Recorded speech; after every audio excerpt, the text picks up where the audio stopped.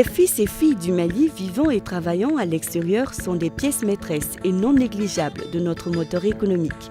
Avec des envois d'argent de plus de 300 milliards par an, les Maliens de l'extérieur participent énormément à la stabilité économique du Mali, au développement local et à la création d'emplois. Conscient de l'importance de la diaspora malienne, le président de la République du Mali s'est engagé bien avant son élection à faire le nécessaire pour défendre leurs droits et intérêts, faciliter les conditions de voyage, de séjour, de retour et de réinvestissement au Mali. Des engagements que son gouvernement compte appliquer à la lettre à travers le ministère des Maliens de l'extérieur. Le président de la République a toujours accordé à la diaspora malienne une importance qu'elle mérite, tout le respect que cette diaspora mérite. Donc depuis son arrivée au pouvoir, et je pense que le fait de créer un ministère des Maliens de l'extérieur dédié exclusivement à la recherche de solutions à toutes les préoccupations de cette diaspora-là est évidemment un témoignage assez éloquent de sa détermination et de sa volonté d'être aux côtés des Maliens de l'extérieur partout où ils sont.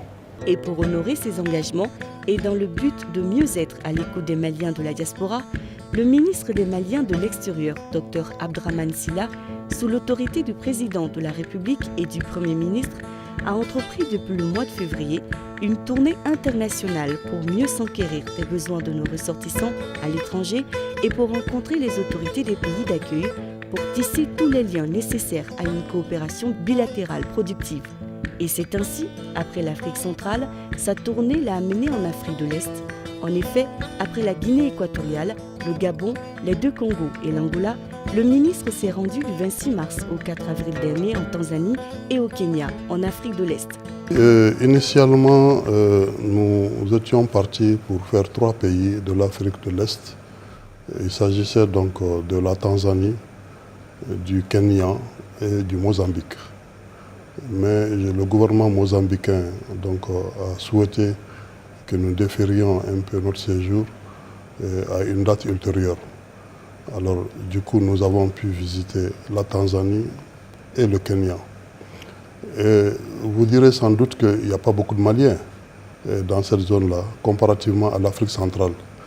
Mais je puis vous assurer que les Maliens sont également présents dans ces 2 pays.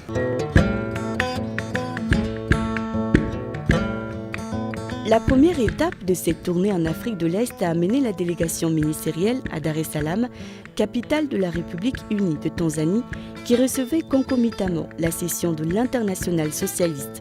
Session durant laquelle le Mali a été félicité pour les énormes progrès réalisés dans la sortie des crises multidimensionnelles qu'il a secouées. Le comité de l'Internationale socialiste s'est aussi félicité de l'élection très brillante du camarade Ibrahim Boubacar Keïta, président de la République. Il salue le leadership incontestable de Ibrahim Boubacar Keïta pour le renforcement de la démocratie, l'état de droit, la paix, la sécurité et la stabilité du Mali. J'étais très fier en ce moment précis d'être malien parce que vous savez, ce qui est arrivé au Mali, je pense que pour l'ensemble de la communauté internationale, le Mali devrait, ou le Mali allait rester encore beaucoup d'années dans cette crise-là sans pouvoir trouver la solution. Mais elle a été surprise, la communauté internationale, qu'au bout de quelques mois, que l'ensemble du peuple malien a réagi comme un homme pour faire face à ça, pour organiser d'abord les élections générales, présidentielles et législatives dans des conditions de transparence et de crédibilité affirmées, pour avoir élu un président de la République, pour avoir élu des députés en si peu de temps, donc pour tourner la page de la crise institutionnelle de façon définitive. Donc la communauté internationale, elle est séduite, y compris donc l'ensemble des partis membres de l'Internationale socialiste ont été un peu surpris vraiment de ce résultat très positif obtenue par le peuple malien. En marge de cet événement de haute facture, le ministre et sa délégation ont eu l'honneur et le privilège d'être conviés à un déjeuner de travail par son Excellence Jakaya Kikwete, président de la République de Tanzanie. La délégation malienne a ensuite une séance de travail avec M. Mathias Chikawe, ministre de l'Intérieur de la République unie de Tanzanie, au cours de laquelle le ministre des Maliens de l'extérieur a transmis les messages de salutation du président de la République du Mali et du Premier ministre avant d'aborder l'objet de sa mission.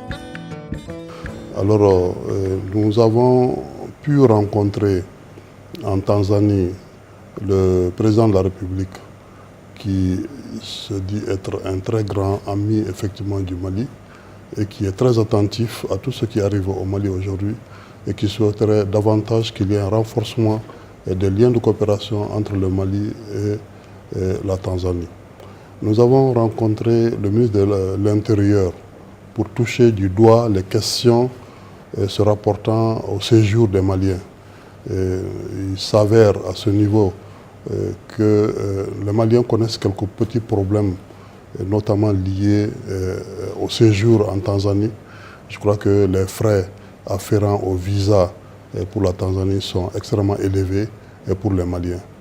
Alors cette situation, nous l'avons déplorée parce que nous avons estimé que cela ne se justifie nullement pas quand on connaît les liens d'histoire, les liens d'amitié qui existaient et qui doivent exister aujourd'hui entre nos deux pays.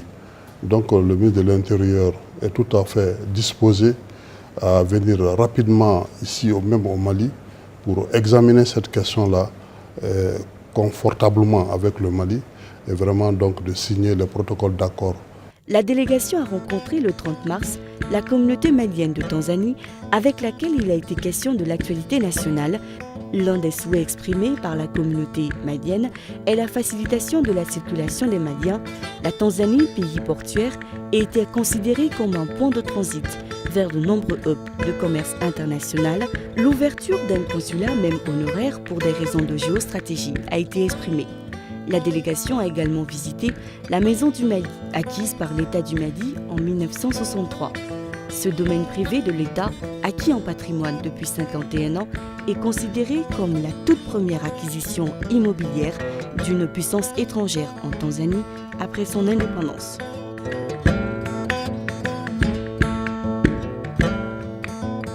Après la Tanzanie, la délégation s'est rendue à Nairobi, au Kenya.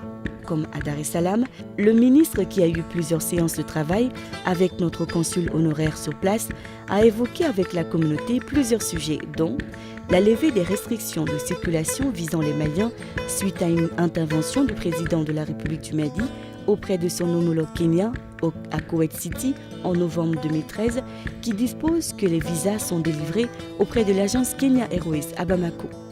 La mise en œuvre d'un programme de visite gouvernementale aux Maliens de l'extérieur, le projet de relecture de la carte consulaire du Mali afin d'assurer une meilleure protection des Maliens de l'extérieur, le projet de réalisation d'une maison des Maliens de l'extérieur à Bamako, le projet de réalisation d'une banque d'investissement des Maliens de l'extérieur après étude, l'ouverture prochaine de guichets fonciers dans toutes les missions diplomatiques, l'identification, la localisation et la caractérisation des Maliens de l'extérieur à travers un projet de recensement électronique, l'amélioration des outils de communication destinés à la diaspora, la lutte contre les tracasseries policières de porte à travers les 5 bureaux d'accueil des Maliens de l'extérieur, l'amélioration du délai de délivrance des passeports, passé de 3 mois à 1 semaine, la prise en compte de la diaspora dans les programmes d'attribution des logements sociaux et des nouveaux aménagements hydro-agricoles du secteur public.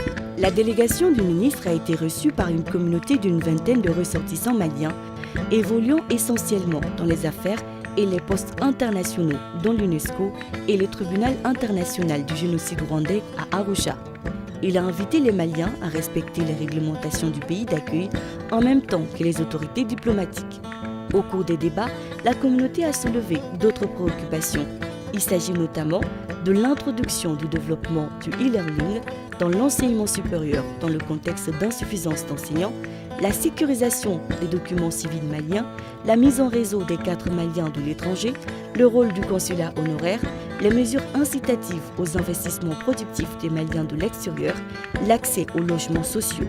Le ministre a apporté des éclairages satisfaisants à l'ensemble de ces questions en prenant des engagements concrets dans plusieurs cas à l'intention de ses homologues. Nous avons été au Kenya, nous avons coïncidé malheureusement avec des attentats au Kenya. Nous n'avons pas pu rencontrer à ce niveau le ministre de l'Intérieur qui était suffisamment employé à cette cause-là. Nous avons tout de même rencontré la communauté malienne. Elle se plaignait effectivement du fait que les Maliens faisaient l'objet de discrimination par rapport à leur entrée au Kenya. Je crois que les détenteurs de passeports maliens, l'ensemble de nos compatriotes qui ont souvent transité par Nairobi savent de quoi je parle. Et nous avons justement noté, à la grande satisfaction de la communauté malienne, que le gouvernement kenyan venait de notifier au gouvernement du Mali la levée de cette restriction-là, qui ne se justifiait nullement pas contre nous. Une tournée pendant laquelle le ministre a été frappé par le patriotisme et l'engagement des Maliens. Une raison supplémentaire pour doubler d'efforts dans la facilitation des conditions de voyage et des séjours, mais surtout de créer des conditions de création de projets productifs au Mali. Et vu les résultats obtenus avec ces tournées, le ministre compte bien continuer à aller partout où se trouvent les Maliens. Ces tournées nous donnent l'occasion non seulement de nous rassurer davantage que partout où les Maliens se trouvent dans le monde entier, ces Maliens ont toujours su garder une attache, l'attache avec le pays d'origine. Et partout où nous sommes passés, nous l'avons pu remarquer et nous avons noté avec eux leur engagement et leur détermination aussi à s'investir pour le développement de leur pays. Et je pense que cela est indiscutable. Et nous nous rendons compte aussi des difficultés dans lesquelles ils travaillent, ils vivent, ils séjournent. Et nous pensons que c'est un peuple, un très grand peuple, qui mérite cette attention particulière aujourd'hui. Nous travaillons justement à recréer cette confiance-là entre la communauté malienne de l'extérieur et le gouvernement de la République du Mali. Le ministre s'est aussi félicité de la réussite de la campagne visant à éradiquer la migration irrégulière qui a été organisée pendant un mois dans l'ensemble du pays. Aujourd'hui, le gouvernement est tout à fait engagé à chercher tous les moyens possibles pour créer, pour trouver des projets productifs qu'il faut installer dans ces zones de migration. Dès lors qu'un jeune peut travailler dans un projet villageois chez lui pour gagner sa vie tranquillement, avoir les moyens donc de se construire une maison, de se marier, d'acquérir les biens auxquels il aspire, je pense qu'il ne partira pas. Donc c'est tout ça, c'est cela d'ailleurs la question fondamentale entre la migration et le co-développement. En tout cas, il est important aujourd'hui vraiment que nous travaillions simplement à ce que le projet puissent être des réalités, des projets productifs puissent être des réalités partout sur le territoire national.